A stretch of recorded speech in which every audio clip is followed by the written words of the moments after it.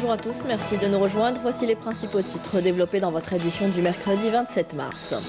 Les agriculteurs de la wilaya de Skikda récoltent actuellement les variétés tardives en agrumiculture. La wilaya, connue pour la qualité de ses oranges et citrons notamment, s'attend à une récolte de 500 000 quintaux. C'est le reportage de notre édition. La campagne de vaccination du cheptel contre la peste du petit ruminant a été lancée dans la wilaya de Tindouf, plus exactement dans la région de Grera, où 50 000 doses de vaccins ont été débloquées.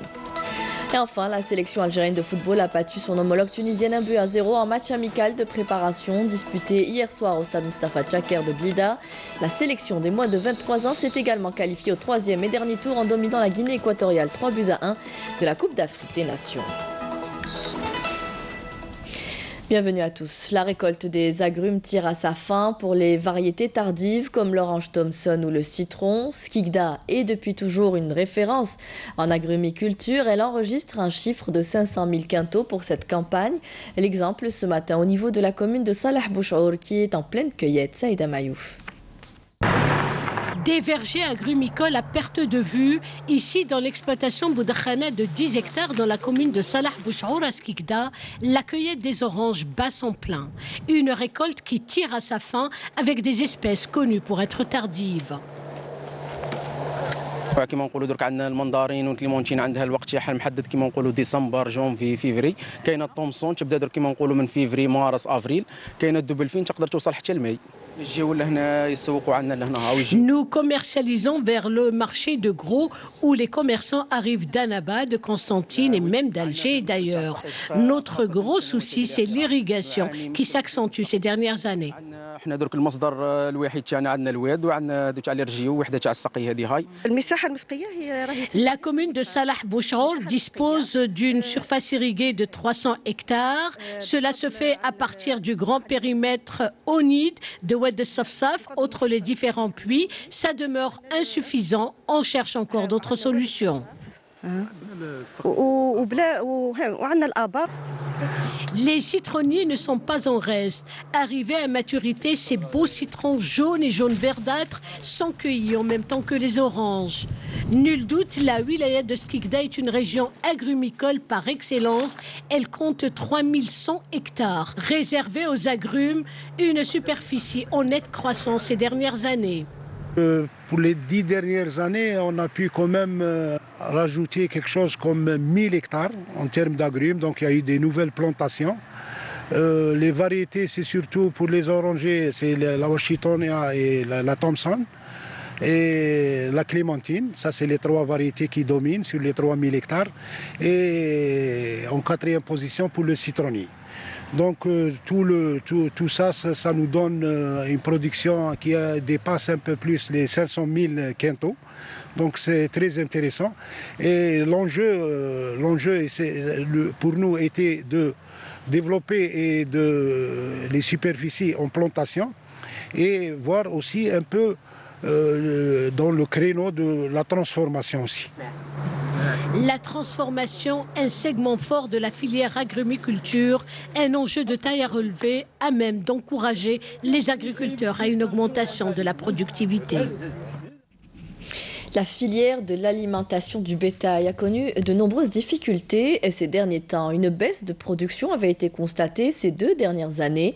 Pour les producteurs, les difficultés qu'ils rencontrent sont dues essentiellement à une baisse des quantités de matières premières. L'exemple dans cette usine spécialisée dans l'alimentation du bétail basée à Sétif. Nesrine Ben Saïdi.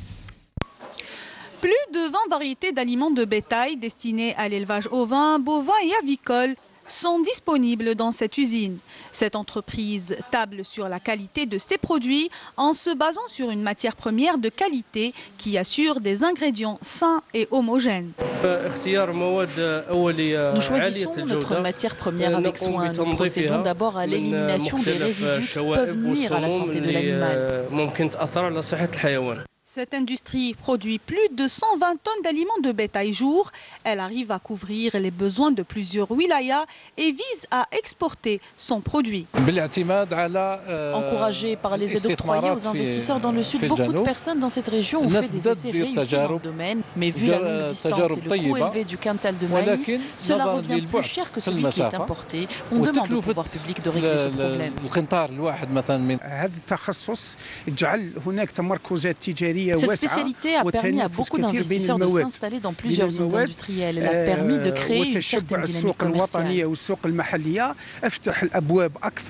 À noter que la filière de l'aliment de bétail a connu une profonde crise en 2017 avec une baisse de production de l'ordre de 50% dans la majorité des entreprises. Des difficultés imputées à une baisse des quantités des matières premières. La campagne de vaccination du cheptel contre la peste du petit ruminant a été lancée dans la wilaya de Tindouf, plus exactement dans la région de Grera, foyer de l'épidémie. 50 000 doses de vaccins ont été débloquées dans un premier temps. Une quinzaine de vétérinaires ont été mobilisés pour mener à bien cette opération. Camélia Melal. Des procédures préventives ont été prises par les services agricoles dans toutes les wilayas du pays, à l'image de la wilaya de Tindouf, pour éradiquer la peste des petits ruminants. De ce fait, une large campagne de vaccination a été entamée et a concerné 34 000 têtes, dont 21 000 moutons et 13 000 chèvres. Nous avons jusqu'ici distribué 42 000 doses de vaccins, en plus de 8 000 autres doses qui sont en réserve. Nous avons en outre demandé cette semaine un quota de 50 000 doses supplémentaires. Nous avons près de 100 moutons et ces vétérinaires ont fait le nécessaire pour prendre en charge nos bêtes. Ils nous ont beaucoup aidés, c'est une bonne initiative. C'est bénéfique pour nous puisque nous avons perdu un nombre important de bêtes. En plus de la disponibilité des vaccins, la direction des services agricoles a mobilisé tous les moyens humains et matériels, à l'image des vétérinaires et spécialistes dans la principale mission, après celle de la vaccination, et de sensibiliser les éleveurs. Comment et quoi faire pour éviter une éventuelle contamination? Nous avons entamé la vaccination dans la région de Grara et on va poursuivre cette opération dans toutes les régions enclavées. En plus de la vaccination, nous prodiguons des conseils et des recommandations pour les éleveurs sur la peste des petits ruminants. Cette campagne de sensibilisation se poursuit jusqu'à l'éradication totale de la peste des petits ruminants au sein de cette wilaya à vocation pastorale. À Tamanrasset, la disponibilité de l'eau reste problématique. La situation ne risque pas de s'améliorer tant de sitôt. Il faudra attendre que les projets programmés par les pouvoirs publics dans le secteur des ressources en eau soient achevés. Le commentaire de Nkhla Al-Arbi, le reportage de Fatma Zahra Ben Farjallah. Pourtant récente, cette installation hydraulique a requis l'intervention rapide des services des eaux. Le réseau est neuf, mais il y a un problème de pression. L'objectif premier est d'approvisionner en eau potable 24 heures sur 24, 5 quartiers, pour ce qui est des deux autres, à savoir Malta et NR3, qui englobent Gat Al-Ouad, Al-Karma et Safsafi, se fera sur le moyen terme. On souffrait beaucoup de coupures. On se dépannait avec les citernes, mais avec le nouveau château d'eau, le problème est réglé.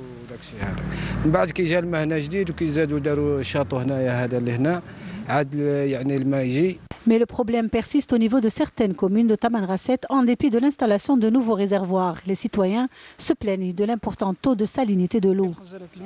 Il n'y a qu'à voir l'état des réservoirs d'eau. Ils sont corrodés, c'est bien entendu à cause du sel. On espère que le travail fait en termes de qualité soit proportionnel au montant mobilisé pour la réalisation de ce projet. Le réservoir de Adrian vient d'être mis en service. Ça va nous aider à stocker davantage d'eau potable.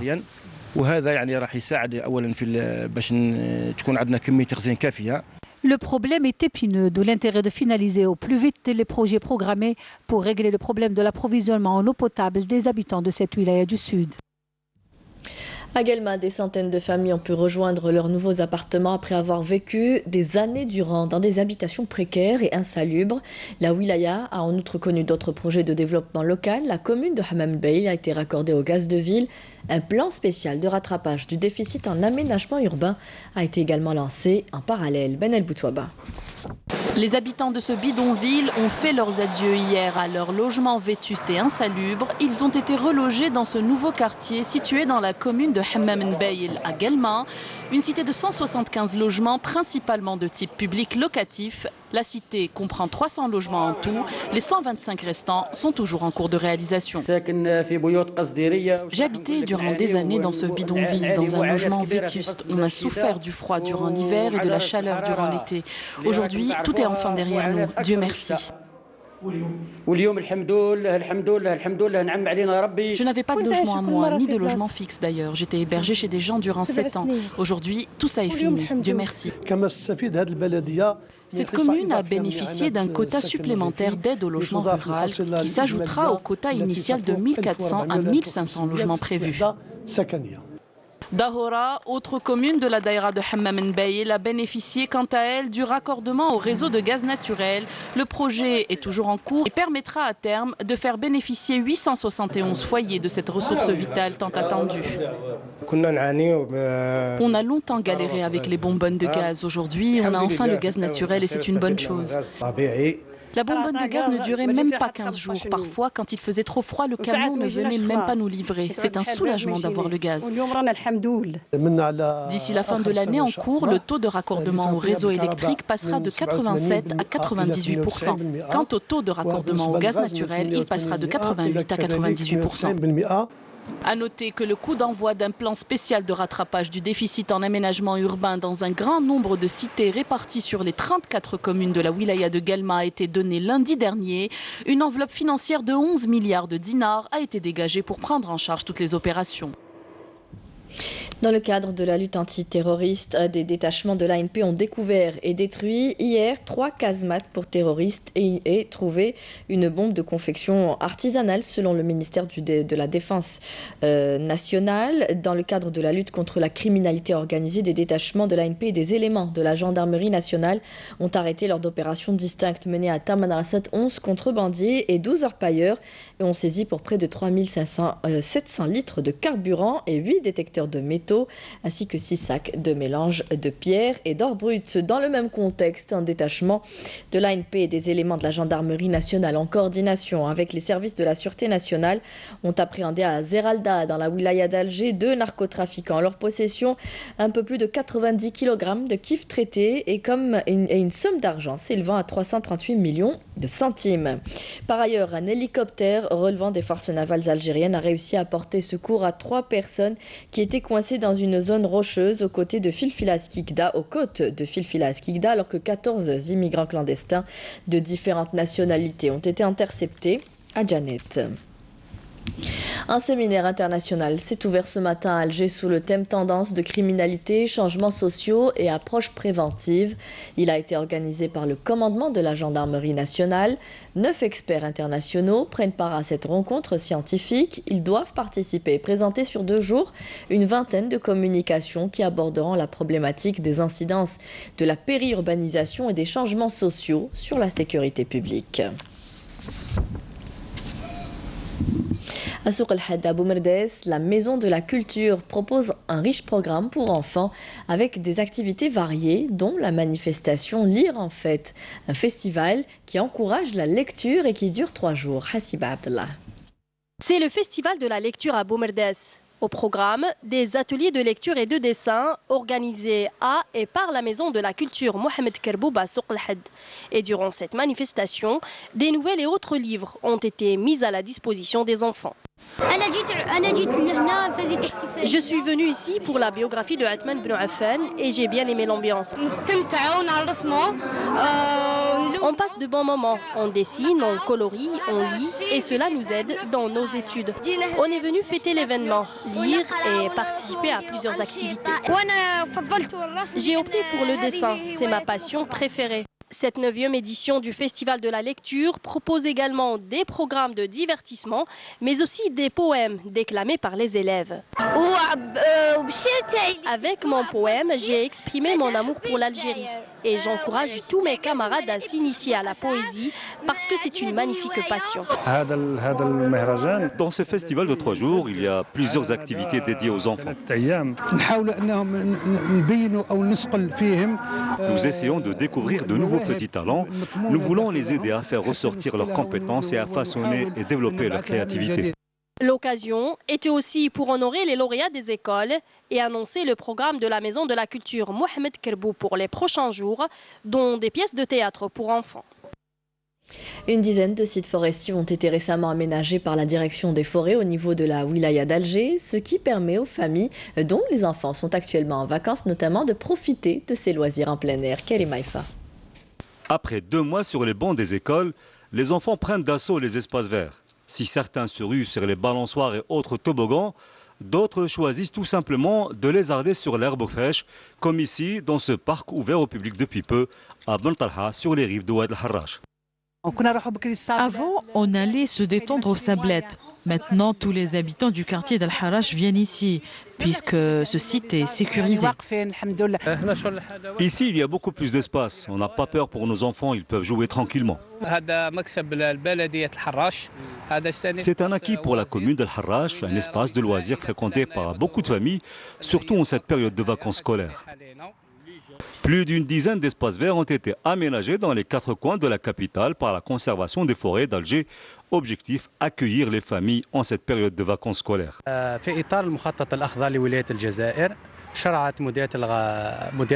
Dans le cadre du plan vert initié par la wilaya d'Alger, la direction de la conservation des forêts de la capitale a procédé à l'aménagement de 13 sites forestiers pour accueillir les familles dans de bonnes conditions.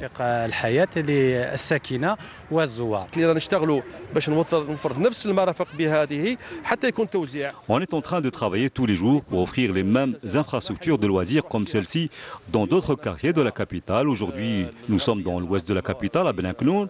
À Del Ibrahim, il y a le site des Grands Vents. Et dans le sud d'Alger, on a le parc de Ben Talha.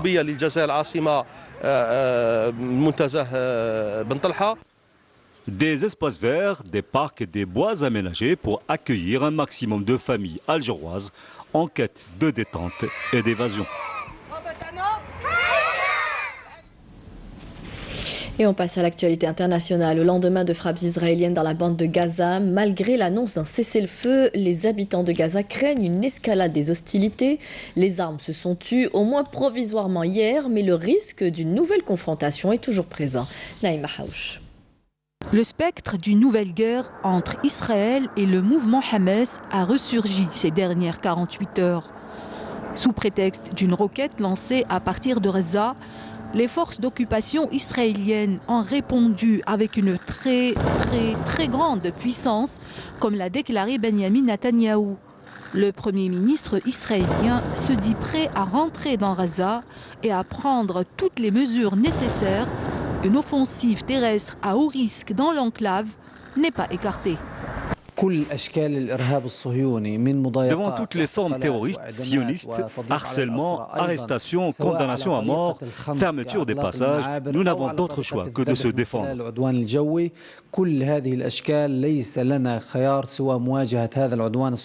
Avions, hélicoptères et chars positionnés à la frontière ont frappé de nouvelles cibles des complexes militaires du Hamas et du djihad islamique, deux principaux groupes de la résistance palestinienne, en plus des dizaines d'objectifs déjà visés depuis lundi soir.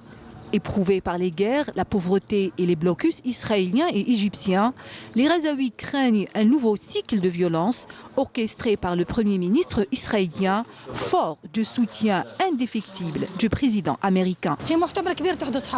Il y a une forte probabilité qu'une guerre se déclenche au vu de l'évolution de la situation. Je pense qu'il y aura une escalade prochainement.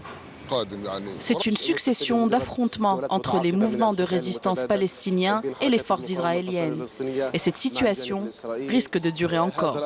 La bande de Gaza va au-devant d'un autre rendez-vous à risque, le premier anniversaire de la Grande Marche du Retour. Depuis mars 2018, au moins 258 Gazaouis ont été tués par des tirs israéliens. Malgré un cessez-le-feu fragile à Hodeïda, la situation est toujours aussi préoccupante au Yémen. 4 ans après l'engagement saoudien dans le conflit, la guerre s'enlise, la situation humanitaire se dégrade sans que l'espoir d'une paix à court terme ne se profile, a déclaré Tomper Costa du Conseil norvégien pour les réfugiés. Le responsable déplore une récente reprise de conflits sporadiques. Le Parlement britannique devrait trouver cette semaine un plan alternatif à l'accord sur le Brexit négocié avec Bruxelles par la première ministre Theresa May après avoir voté lundi soir à la majorité pour reprendre en main la question ou la gestion du dossier du Brexit. Les députés, je vous le rappelle, ont ainsi adopté par 329 voix contre 302 un amendement leur permettant d'organiser ce mercredi une série de votes significatifs sur la forme que doit prendre le Brexit. Du football, la sélection algérienne de football a battu son homologue tunisienne 1-0 en match amical de préparation disputé hier soir au stade Mustafa Tchaker de Blida. C'est en effet l'attaquant de Manchester City, Riyad Mahrez, qui a obtenu un penalty à la 69e minute et c'est le fer de lance d'El-Said du Qatar, Borded Boujner, qui s'est chargé de le transformer en force. Ce match amical contre la Tunisie est le dernier pour la sélection algérienne dans le cadre des dates FIFA avant la phase finale de la prochaine Coupe d'Afrique des Nations.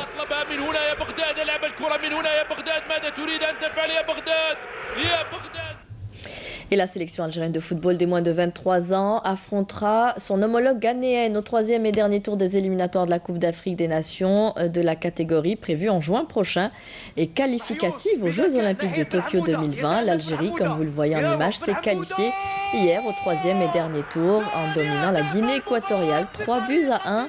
Les 3 premiers se qualifieront plus tard pour le tournoi des Jeux Olympiques de Tokyo prévu en 2020.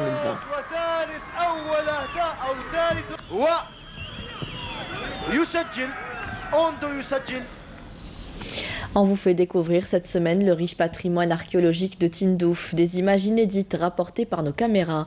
Après Rarj-Bilet, direction la station rupestre de Rishet El Roula, le reportage est signé Rahim Abdelaziz.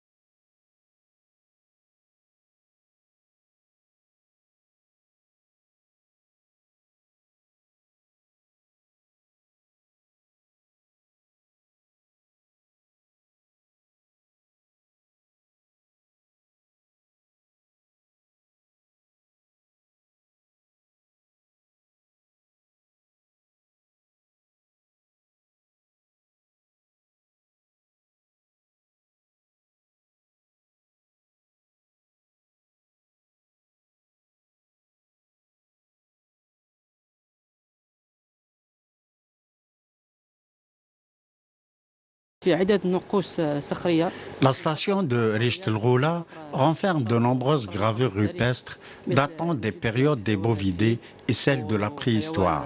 On découvre des animaux comme l'éléphant, le rhinocéros et autres bovidés.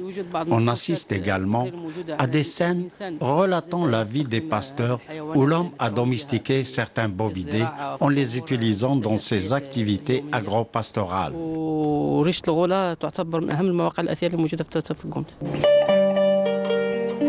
En somme, la station rupestre de Rishet El Roula renferme des gravures d'assez bonne facture encore bien conservées.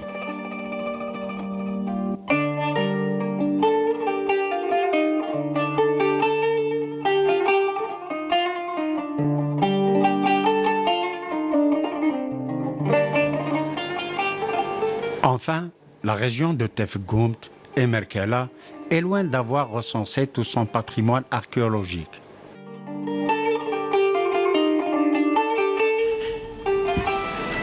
C'est la fin de ce journal. Merci à vous tous de nous avoir prêté attention. Dans un instant, vous retrouverez Mina Abed pour les prévisions météo. Vous pouvez revoir tous nos programmes sur Facebook et YouTube. Les adresses s'affichent en bas de votre écran. Et rendez-vous ce soir avec Nejma Haj pour le journal à 19h. Très bonne journée à tous. Au revoir.